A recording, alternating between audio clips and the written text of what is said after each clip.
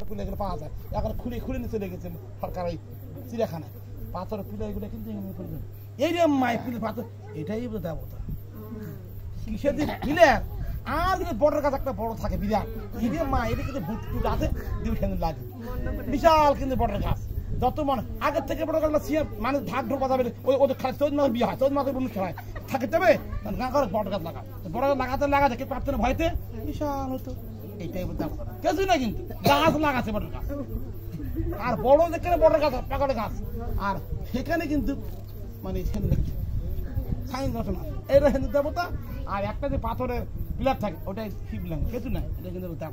তাহলে এই দেবতা যাকে পূজা হয় যতই ফেলে আমি মানা করি বীরেন্দ্র আর তো শুনবেন তোরা করবেন তাই এই পূর্বতনে যেটা করে গেছেন সহজে বাড়িলো পিটলো কিন্তু ঠাকুর বলছেন কি যেটা বাস্তবমুখী অস্তিত্ব সেই যা জিনিস করলেই হবে কিন্তু এটা তো আমার অস্তিত্ব আছে